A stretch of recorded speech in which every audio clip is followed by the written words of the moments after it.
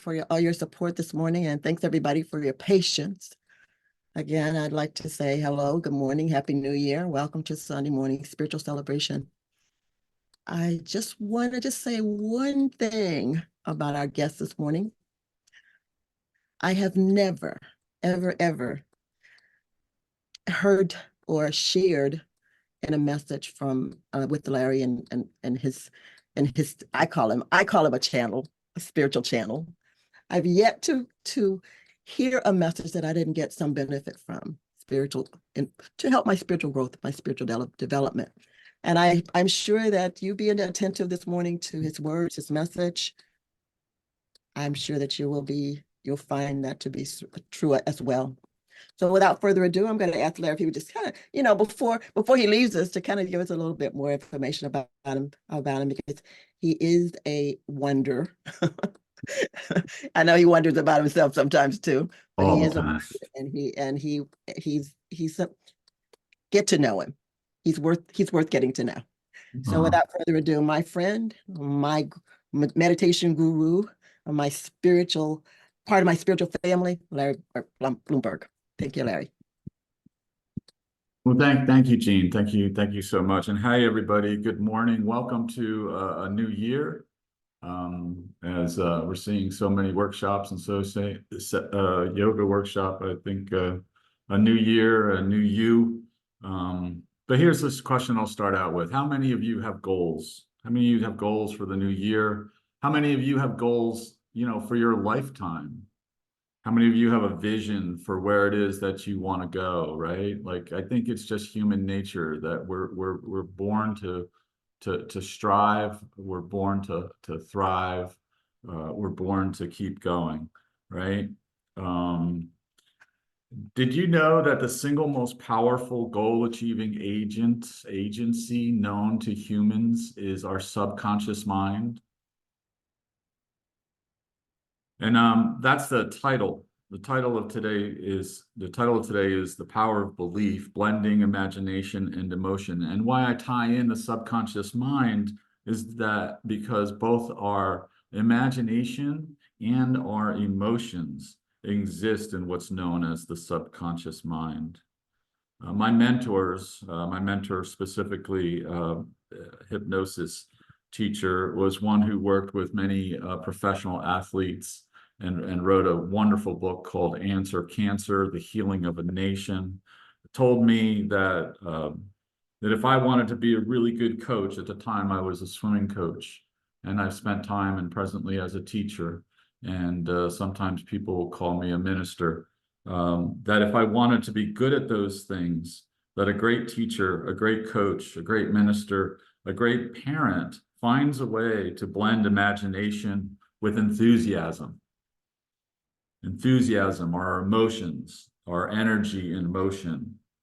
And it was always curious to me not curious, but it's always interesting. Whenever I hear the word enthusiasm, I immediately think of God, because the word enthusiasm means infused from God, or the theos, that middle section is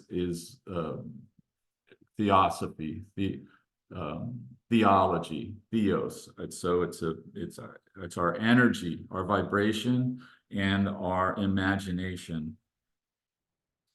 And so this is the context for today's talk, today's lesson. Again, my name is Larry Blomberg. I do have a background. I've been studying and working with the power of the subconscious mind and with spirit for my entire life, it turns out. Not that you want to hear a long background, but sometimes I think it's worthy. I just always loved Sunday school. I was a youth minister in my late teens. I was the youth minister at church. When I was 14 years old, I had my first awareness of the power of meditation, of guided imagery at swim camp, and I remember setting a goal and putting that goal on my wall and saying, I want it. And I had a very specific time. And then I went and I practiced, I drilled and I rehearsed. So it does take practice, but it starts with the context, right? It starts with the vision. It starts with our imagination. and it comes from a higher power. And then our goal is to blend that with and reprogram ourselves for success. So we're going to talk about that a little bit, about how we kind of program or reprogram ourselves for success. How do we live outside of our comfort zone? How do we expand the box, so to speak, or start to work on creating a new box? So the specifics for this came from, I'll give my wife credit. My wife every year at New Year's spends some time contemplating, meditating, thinking, and creating a word of the year that she follows. And I've adopted it as well. You know, you just can't help it when you're in partnership, right? And so her word this year is believe. And I was just said, you know what, I'm just going to adopt her word this year. Let's be in partnership. And then, yesterday morning, I guess I was contemplating this, and I was listening to this great time travel meditation by Dr. Joe Dispenza. And imagine just kept coming up. Years ago, when I started a hypnosis practice in Florida, my card said, imagine that. And so I want us to look at this word imagination, because if we want to believe, if we want to have faith, where does that come from? It's really a projection of something that's out in the future, right? It's something we're trying to bring to us, so that we have to use our imagination. So I wrote, believe, imagine that, imagine magic. I believe in magic. I believe in the magic of imagination. I believe what Jesus said. These things and more we will do. These things will come. These things will come to us over time when we are able to blend that imagination and move forward with enthusiasm, having faith and trust that our path may be already determined for us, and we're just there to explore it. These things will come. The kingdom will come through the power of imagination. So think about it. Meditate on it. If the premise is, as I slightly mentioned before, that these things are not present now, they're waiting to happen. Their goals, their future anticipations. How do we call them out of the realm of possibility and into the realm of reality itself? Through the power of imagination is what I suggest here. And then we get to the question, how do we get there? How do we tap into the power of imagination? Through faith, through belief, by entering the kingdom purposefully, in meditation, in contemplation, through intention, through that thought process.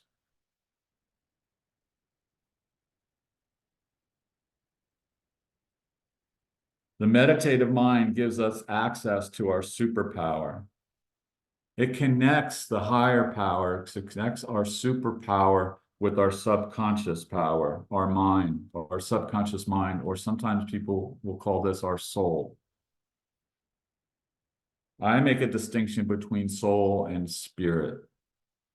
Spirit, I see, is when we get ideas, we get those ideas, they come to us through spirit, from spirits, from our higher power, right? Yes, it comes from within, because where else is there? Okay, this is our world. This is our world to explore. So it is our thoughts, but we share them, I believe, with that higher power, with that superpower. And then they come down into our subconscious mind and they hit a barrier sometimes because it's uncomfortable. It's a new idea, one that we haven't had yet. And so our soul sometimes goes, like, and can be cleansed. We can release things so that we can make way for new things and so forth. So we ask again, where does that subconscious, or where do the belief systems exist? Where does imagination exist? Where does our enthusiasm exist? So it is said that, as I mentioned before, that when we blend enthusiasm, pardon the page turning here, with imagination, when we can blend those two things, enthusiasm and imagination, then we can get access to success. And access to success is through the subconscious mind.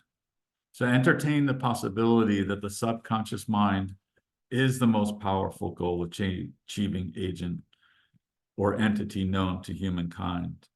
Access the subconscious through intention, subconscious intention.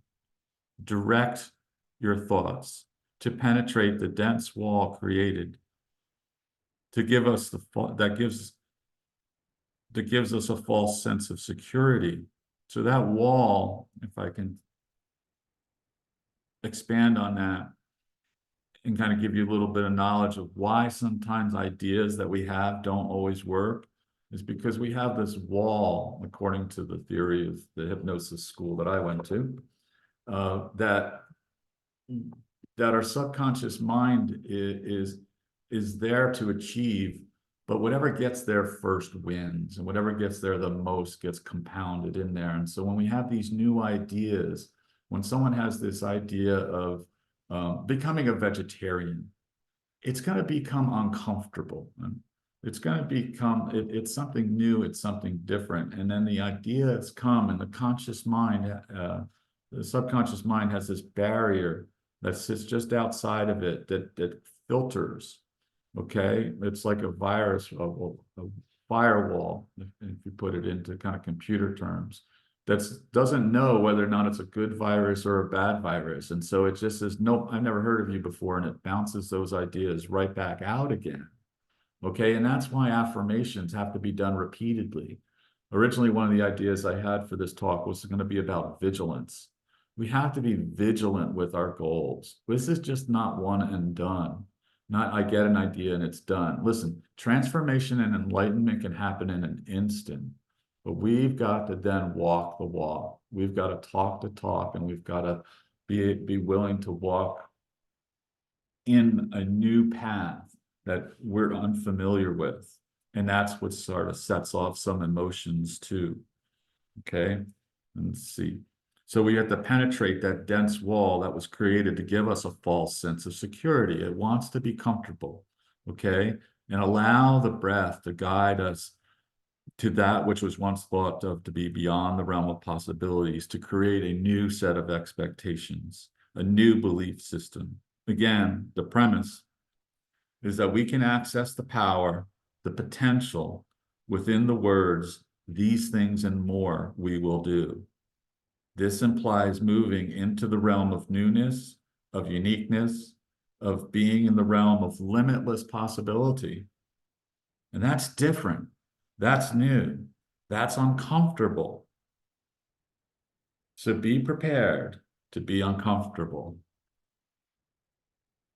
I've gone through extreme periods of anxiety, and what I've come to realize is that every time those periods of anxiety come up is when something new is about to happen.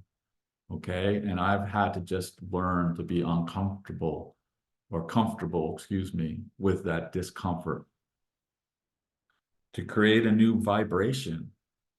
That's what's happening, right? Our spidey senses starts tingling. Isn't that what happens? All right, when we get out of our comfort zone, when we get outside the box of limiting beliefs, the body starts to tingle. It puts us on high alert. And that's how great things are going to happen. New things happen. Great things happen. If you'll bear with me and close your eyes, if you will, if you're comfortable with this, there's something I want to read to you to finish up with, from a book called The Way of Transformation by Carlfried Graf von Durkheim. I was given this as a gift after I finished a 6-day intensive leadership style and transformational course that was up in the mountains, you know, when they include ropes and things like this. One that I'd love to go and volunteer at years ago. But take this as another opportunity to get a little bit deeper into meditation and see if this doesn't explain and deepen what it is that I just spoke about. The one who, being really on the way falls upon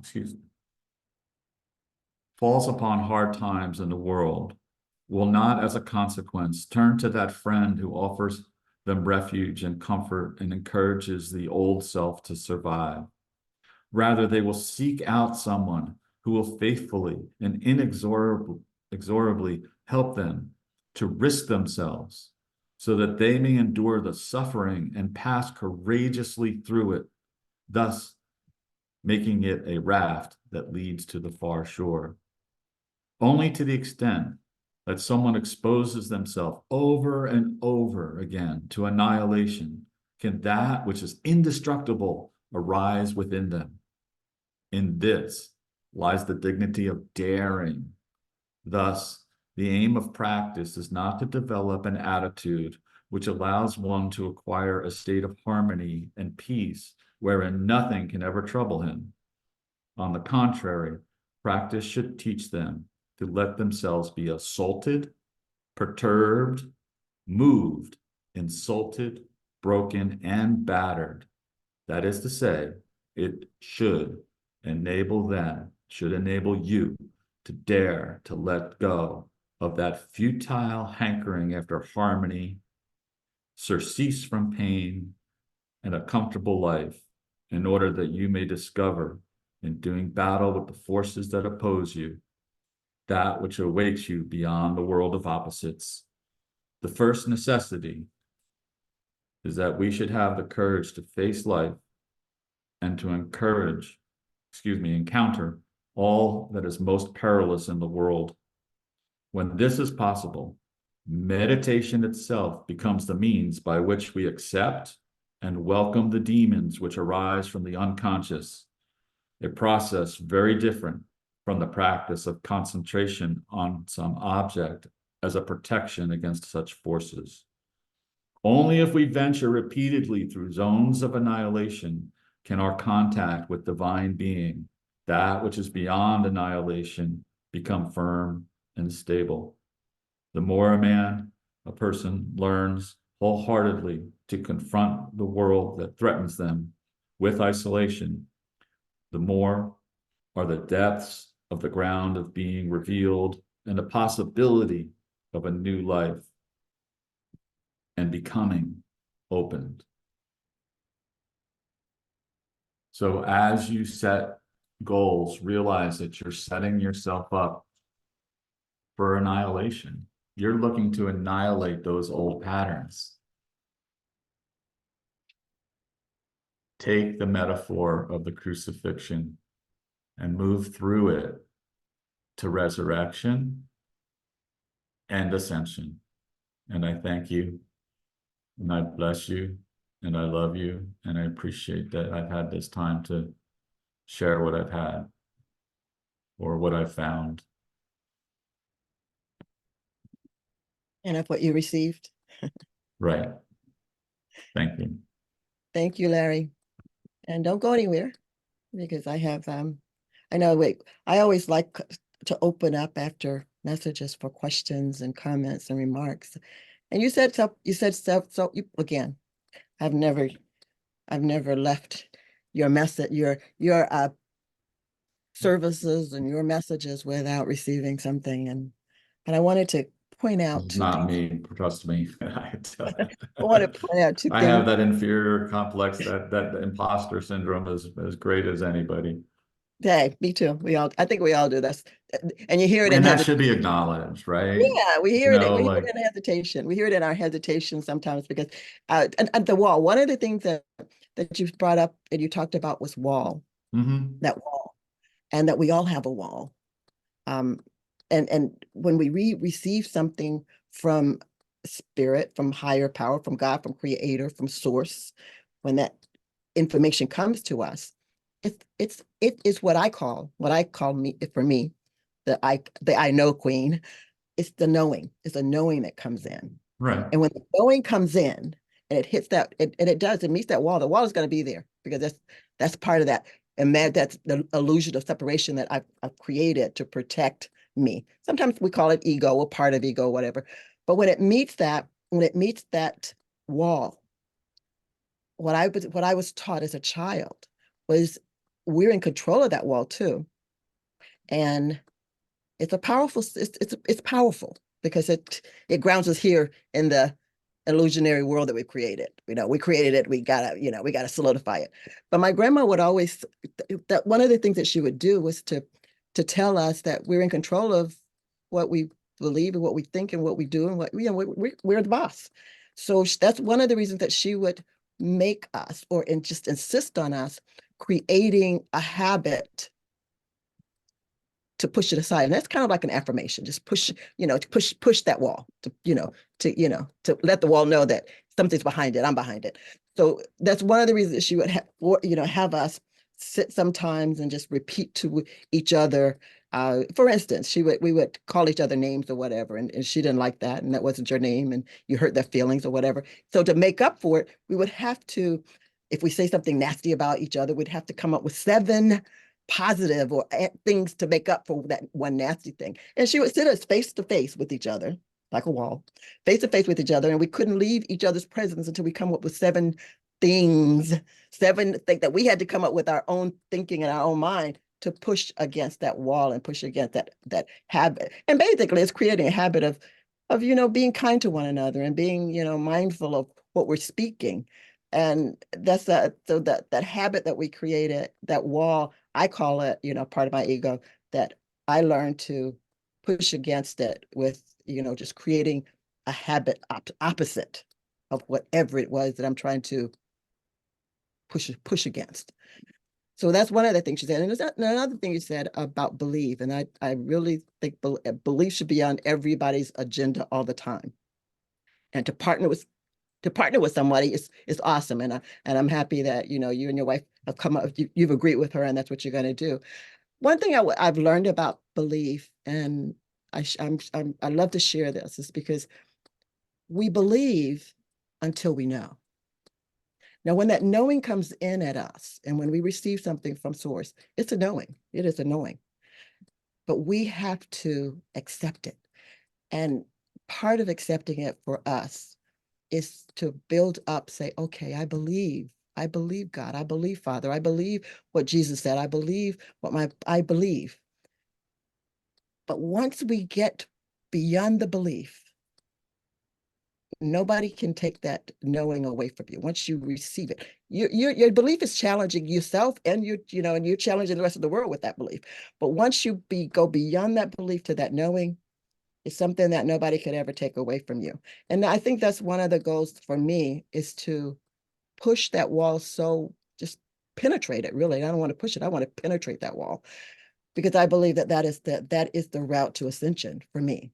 So, and I'm sharing this with you, Larry, because we're going to be working together with some of my subconscious. And that's one of my goals, is to penetrate that wall, and I know it's probably a dangerous thing, but Jesus already did that. He's already crucified, and we have to go through that again. But I feel like it's a danger. It's a danger for me as a human, I think, and not as me as a spirit, because I'm eternal, but me as a human to penetrate that wall and to ascend. It's like you said, it's a risk that you take and you're willing to take. And I think that was the last thing you pointed out, that you got to be willing to die. Yeah, That's how I received it. Yes, it's dangerous, and you nailed it exactly right. It's dangerous in human terms. In human terms. Right. It's dangerous in human terms. Even in the thing that I wrote was like, you're going to face annihilation. Right. And when I was saying it, it was reminded me when I was doing a lot of lessons that I taught over the past years, when I look at the metaphor of Jesus' life is how he moved through persecution, and how it then crucifixion and resurrection, and how often we feel crucified, how often we feel like someone is putting us down, and they don't know why. For the other great words from Jesus that I love is, forgive them, for they know not what they do. And you can say that about your protective part of your subconscious mind. It's there protecting a pattern that served you at one point but no longer serves you. you know, and so it's time to be willing to move through that annihilation, through that destruction, to move through the danger zone, you know, Right. and imagine what it's going to be like on the other side. This is where my breakthroughs have come recently, is where the power of imagination comes in when you're looking to set goals and stuff, is imagine what it's going to be like on the other side. On the other side. As you get through that. Right. All right. Thanks again for being with us this morning, Larry. And imagination is one of my biggies. So what is Einstein says, you know, imagination is everything. Imagination is everything. We basically used our imagination to create everything that we've got, that we experience. He also said something similar, that we can't create a solution with the same thinking, like that same, you know, like, so it means creating a new thought, imagining a new thought that comes from spirit, comes from the ethers. Yeah, thank you. Mm-hmm. Okay, thank you. Thanks so much for everybody being with us this morning. And if does anybody have any questions or any comments that they would like to make to Larry this morning? I love the one about belief. I love the one about the wall. I kind of get a whole different perspective on it. I can burst my bubble and just, you know, move around now a little bit freer. Anybody? Well, let's kind of thank Larry for being with us this morning and sharing that word, that message, and look forward to more in the future. Whenever you want to come back and give us a little bit more information, or give some, you know, share with what you received with us. We're here on Sunday morning. Well, thank you. You're welcome. Thanks for being with us. Thank everybody for being with us this morning. And I'm going to give you one more time your word, your thought for the week, and hopefully carry you through and share it. Don't keep it to yourself. Don't keep it to yourself. It's I open my mouth and I taste. I open my eyes and I see. How good is my God, in whom I trust and believe, basically. I open my mouth and taste. I open my eyes and see. How good is my God, in whom I trust. So you trust not yourself all by yourself. You don't trust me out here. You don't trust all the jobs and all the things that you created and you're experiencing. You don't trust them. You trust the maker. You trust the source. You trust that giver of the knowing that you grasp and you hold on to believe until you know it to be so. And because when you know something, can't nobody tell you different, right? Right. So until next Sunday, remember, always manifest best. You know, you're always manifesting anyway. So make sure you manifest the best and enjoy what you manifest. And if you don't enjoy it, manifest something else. Until next week, God bless you. I love you because you are loved. You are the beloved, you're lovable, and you are also loving. So go out and love. Go out and love. See you guys next Sunday. Take care.